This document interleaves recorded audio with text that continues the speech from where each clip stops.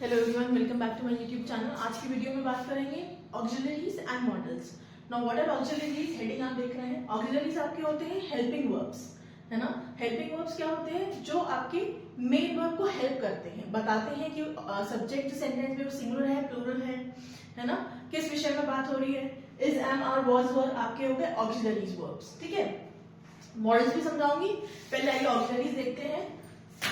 Auxiliaries में देखिए, पहले मैंने लिखा हुआ है बी, बी, है ना। जब इज, एम, आर लगेगा आपका, जब प्रेजेंट टेंस की बात हो, कोई भी प्रेजेंट टेंस हो, है ना, कि समय, वर्तमान समय में बात हो रही है। जैसे मैं बोलूं I am teaching, he is teaching, she is teaching, they are teaching, है ना। टीचिंग मैंने एग्जाम्पल ले लिया। अगर मैं यहां सेंटेंस फ्रेम करूं इससे, he is reading,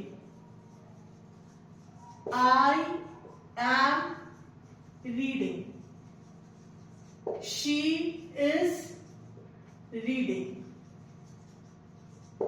he is reading a book, she is reading a novel। कुछ भी आप लिख सकते हैं। समझाने की पर्पज से मैंने ये सेंटेंस लिया है कि बी मतलब इसका इज, एम, आर लगेगा। अगर यही प्लूरल होता, है ना, होता ही की जगह होता दे, तो क्या बोलते? They are reading. कौन सा ऑक्सिलरी वर्ब लगता दे के साथ? आर। वी आर रीडिंग ज्यादा है ना। जब आपका सिंगुलर होगा, जब एक व्यक्ति एक चीज होगी, तब आपका लगेगा इस, और जब बहुत ज्यादा चीजें हैं, बहुत ज्यादा लोग हैं, है ना, तब आपका लगेगा आर, और आई के साथ आपका आएगा एम। नाउ वाज, वर, ये तो बात हो रही थी प्रेजेंट टेंस की। जब पास्ट टेंस की बात हो, जो काम हो चुका है, तो आप वाज और वर कब बनाएंगे? सिंगुलर चीज है, अगर सिंगुलर है ना, सिंगुलर है, एक ही चीज है, एक वस्तु, एक इंसान, एक किताब, एक चाय, एक कुछ भी एक है, तो लगेगा वॉज। और ज्यादा है, प्लूरल है, तो आपका लग जाएगा वर। आइए सेंटेंस देखते हैं। वॉज का होगा ही इज रीडिंग है, प्रेजेंट टेंस की बात की तो ही इज। कौन सा ऑक्सिलरी वर्ब लगा था? Is reading. अब हमें बोलना है कि वो पढ़ चुका है, तो हम क्या लिखेंगे? ही इज की जगह ही के साथ आ जाएगा ही वॉज रीडिंग। ठीक है, I was reading, she was reading. ऐसे ही प्लूरल है, एक से ज्यादा है ना, तो क्या आ जाएगा? They were reading, we were reading. Okay, तो ये तो हो गया आपका पहला ऑक्सिलरी वर्ब बी।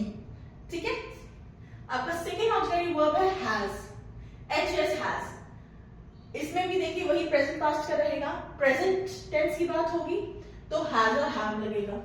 ठीक है, ही has a book, उसके पास एक किताब है। she has a book, I जब लग जाएगा, I होगा, you होगा, और प्लूरल चीजें होंगी। प्लूरल मतलब we, they, तब क्या लगेगा? have लगेगा। मैं इस पर लिख देती हूँ। सिंगुलर चीज है, एक ही चीज है, तो has। बहुत चीजें हैं, एक से ज्यादा है, मोर देन वन, तो have। ठीक है, अब आते हैं had पे। had आपका कब यूज होगा? पास्ट टेंस में यूज होगा, पास्ट टेंस में, यानी भूतकाल में। भूतकाल मतलब बीत चुका। अब he has a book, he had a book। इसमें एक अच्छी बात यह है कि चाहे आपका सिंगुलर है, चाहे आपका प्लूरल है, कुछ भी है, सबके साथ क्या लगेगा? हैड ही लगेगा। I had a book, he had a book, she had a book, they had a book, we had a book. ठीक है, I had my meal, she had her meal, they had her meal, we had our meal. आया समझ में? Now the third one is do. Do क्या बन जाता है? इसको मैंने लिख रखा है, when is this auxiliary verb used? This auxiliary verb is used when we have to form negative sentences and question form करना रहता है हमें। ठीक है, do का आपका क्या बन जाता है? es लग के ये हो जाता है does। पुरानी वीडियोस में जाइए, do के साथ es कब लगेगा, कौन सी वर्ब के साथ es लगता है, पूरा डिटेल में वीडियोस मैंने बना रखी है ना। तो do हो जाएगा आपका does, he does his work on time। ये तो आपका हो गया This is an example of positive sentence because in this sentence some work is being done. ठीक है, कुछ ना कुछ कार्य हो रहा है. So this is an example of positive sentence. अब मैंने बोला do is also used to make negative sentences. Negative sentences का भी इस्तेमाल होता है. तो negative sentence में इसका क्या हो जाएगा? He does not work on time.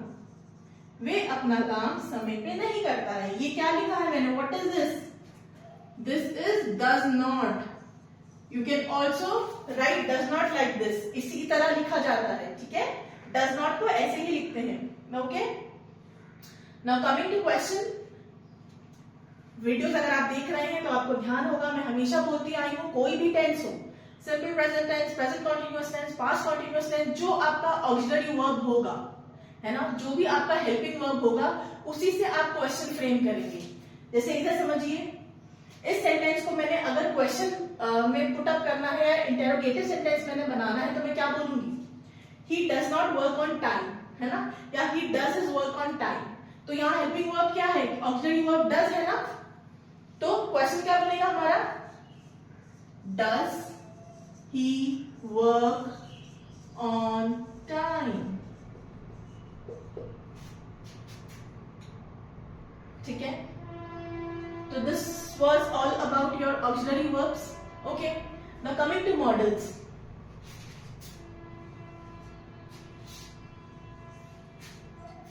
Models क्या होते हैं? These are also helping verbs. They also in a way help the main verb to form a sentence. कहने का मतलब है ये भी एक तरह के मेन वर्ब जो होता है ना, जो हमारे वाक्य में कर्ता क्या कर रहा है, subject what work is being subject doing, है ना, हमारा सब्जेक्ट क्या काम कर रहा है उसके बारे में वो बताता है मेन वर्ब, और उसको हेल्प भी करता है मॉडल्स. ठीक है, can, could, may, might, should, would, must, ought to, shall, will. What are these are examples of modals. ठीक है, आप इनको ऑक्सिलरी वर्ब्स नहीं बोलेंगे. And this ought to is a semi modal. ठीक है, इसको हम सेमी मॉडल बोलते हैं. This is semi modal. अब मैं कुछ तीन, ये आप देख रहे होंगे, ये ब्लू में मैंने लिख रखा है. Why I have written in blue and why I have taken these models, because there is so much confusion when it comes to the usage of models कि ये models कब कब इस्तेमाल होंगे, है ना. जैसे for example first is can, could, may, might. ठीक है, आप कुड और माइट को भूल जाइए, अभी फॉर द टाइम बीइंग भूल जाइए, कुड और माइट को भूल जाइए. ठीक है, आप याद रखिए कैन और मे. अब आप मुझे एक बात मैं आपको बताना चाहूंगी. जब आप छोटे थे, जब आप जाते थे वॉशरूम के लिए जाते थे या पानी पीने जाते थे, तो एंटर आप जब करते थे क्लास में तो मैम से परमिशन लेते थे ना कि ma'am please may I come in ma'am, या can I come in ma'am, है ना. तो यही कंफ्यूजन आता है कि कब कैन लगना है, कब मे लगना है. ठीक है, आइए देखते हैं. पहले तो मैंने लिखा है it is both the modals can and may are used to seek permission. Permission लेनी होती है आपको कि can I do this work, okay, can I borrow your pen, can I borrow your pencil, can I take your mobile phone, है ना. तो जब आप किसी से अनुमति मांगते हैं, है ना, आप अनुमति जब मांगेंगे तब आप कैन और मे का यूज करेंगे. दोनों में डिफरेंस क्या है अभी बता रही हूं, पर अभी के लिए समझिए कि कैन एंड मे दोनों यूज होंगे when you are seeking permission from someone, and that someone could be anybody. कुछ कोई भी हो सकता है, आपका फ्रेंड भी हो सकता है, आपका सीनियर भी हो सकता है at your workplace. अगर आप स्टूडेंट हैं then that senior can be your teacher also. You are seeking permission. Can I borrow your notes, ma'am? Okay. And second, when can and may will be used when there is a possibility or capacity. Possibility का मतलब है कि अगर मैं बोलूं कि आज मौसम खराब है, आज एक्चुअली में मौसम खराब है, तो इफ आई से इट कैन रेन, है ना, बारिश हो सकती है, या इट मे रेन, है ना. पॉसिबिलिटी है, कोई बॉक्सेस है, हैवी बॉक्सेस, मैंने यहाँ लिखा ना कैपेसिटी, काबिलियत है. काबिलियत इन द सेंस आप में वो कैपेसिटी है चीज करने की या उठाने की. अगर मान लीजिए बॉक्सेस पड़े हैं, हैवी बॉक्सेस, है ना, एंड मुझे बोला गया है कि बॉक्सेस उठाने हैं, आप उठा सकती हैं, तो मैं क्या बोलूंगी? I can lift the boxes. What sentence will I use? I can lift the boxes.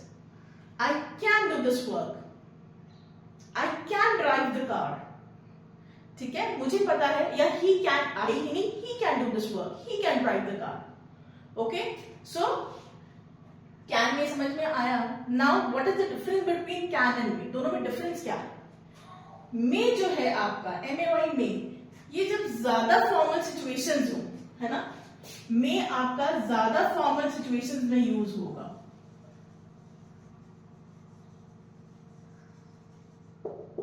Formal situation मतलब एग्जांपल दूं, अगर आप क्लास में एंटर हो रहे हैं, है ना, तो आप बोलेंगे can I please enter the class, या कैन आई कम इन।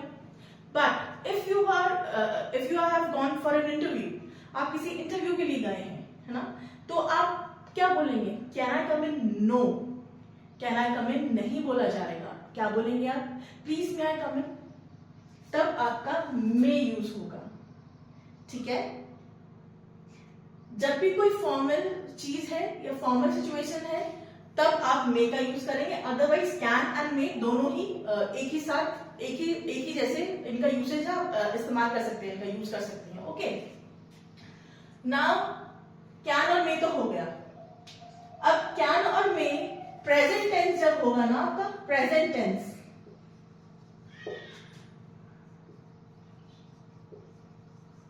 तभी यूज करेंगे कैन और मे का। और जब पास्ट टेंस की बात होगी, तो कैन का पास्ट टेंस हो जाएगा कुड, और मे का पास्ट टेंस हो जाएगा माइट, ठीक है।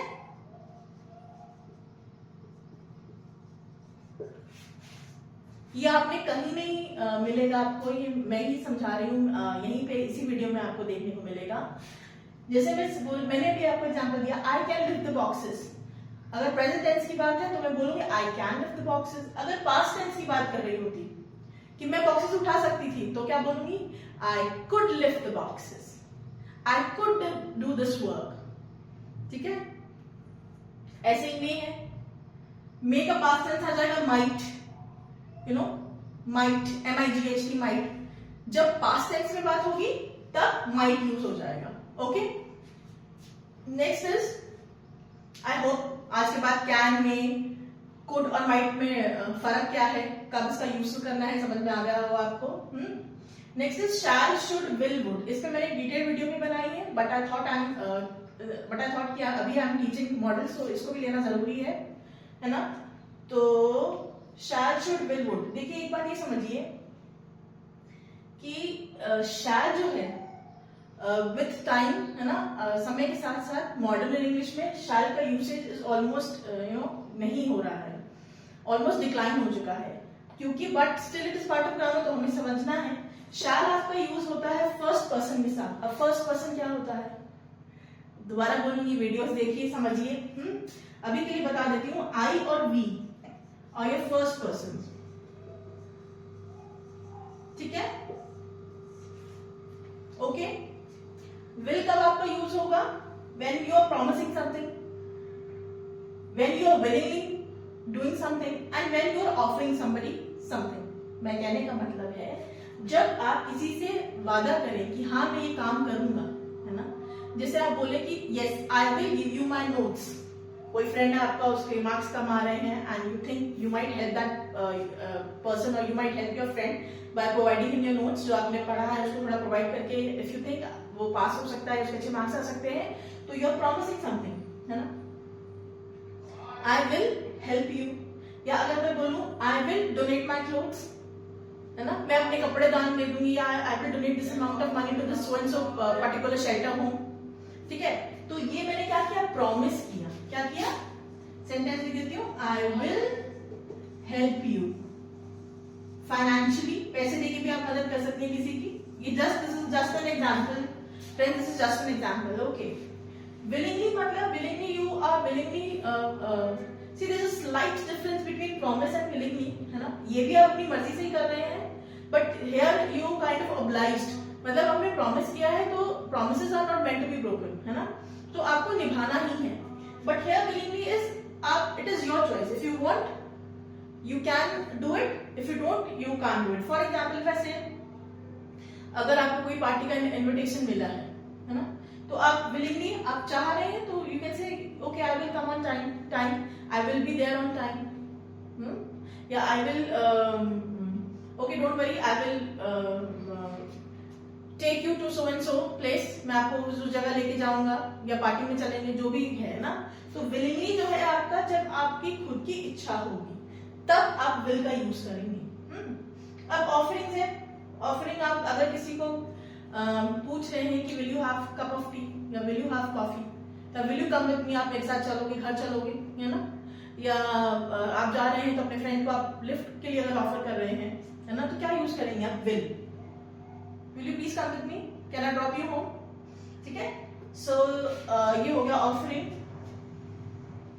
शैल आपका जो है शुड, शैल और विल आपका यूज होगा प्रेजेंट टेंस में। अगेन मैं याद कराना चाहूंगी कि जो ये यूसेज है इसका ऑलमोस्ट डिक्लाइन हो चुका है, बट स्टिल ये प्रेजेंट टेंस में, ये भी प्रेजेंट टेंस में ही होगा। और शैल का पास्ट टेंस है ना, शुड है, और इसका past tense would, I would be there on time. Should आपका ज्यादा होता है, यूज आप करते हैं जब आपकी कोई एक मॉरल ड्यूटी हो, है ना, कि आपको ऐसा करना चाहिए या आपको ऐसा नहीं करना चाहिए, है ना। अगर मैं बोलूं कि कोई रोड पे जा रही हूँ, कोई इंसान रोड पे जा रहा है और वो गिर जाता है, तो हमें उसको देख के हंसना चाहिए, नहीं, we should not laugh at that poor person, है ना, जो बेचारा गिर गया है, उसको हमें हेल्प करनी चाहिए कि नहीं हेल्प करनी चाहिए, है ना।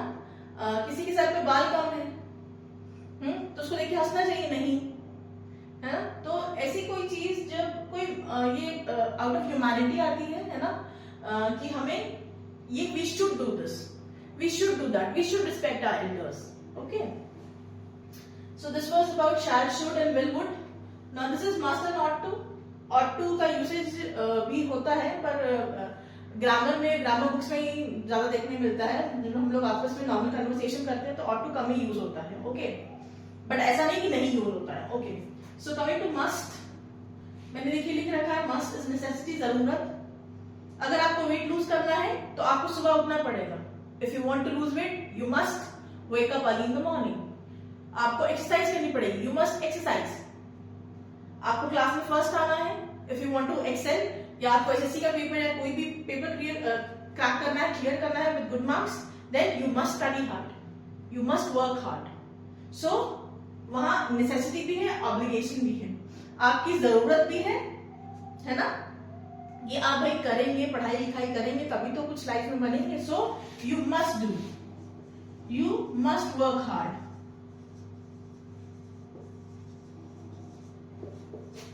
must, okay, we must be on time so that we don't miss our flight या we don't miss our train। हमें अपनी हमारी फ्लाइट मिस ना हो, हमारी ट्रेन मिस ना हो, so we must be on time, है ना, या we must leave the house on time. घर से टाइम पे निकलो, घर से टाइम से निकलोगे तभी तो टाइम स्टेशन पे पहुंच पाओगे, और ट्रेन बस जो भी आपकी मिस नहीं होगी, फ्लाइट, है ना। Now ought to is moral obligations, जैसे मैंने बताया अभी कि यहाँ must मैंने बताया, है ना, ये भी ought to you। अगर मैं बोलूँ you must respect your elders, that is also correct, and if I say you ought to respect your elders, है ना, तो you must respect your elders में एक मैं स्टेटमेंट दे रही हूँ जिसमें मैं कमांड नहीं है, it is just a normal statement, but when I say you ought to respect your elders, you ought to respect your teachers, you ought to respect your constitution, है ना, तो एक तरह का कमांड है, और ये एक मॉरल ऑब्लिगेशन भी है कि हमें हिंदुस्तानी होने के नाते हमारा कॉन्स्टिट्यूशन, हमें उसकी कदर करनी चाहिए, हमारे इंडियन फ्लैग की कदर करनी चाहिए, ओके। तो तब आपका जब मॉरल ऑब्लिगेशन हो तब आपका आ जाएगा ought to, okay. So friends, this was all about auxiliary verbs and models, ठीक है। Yes, अगर कोई डाउट हो please let me know, and please like share subscribe my channel. Thank you.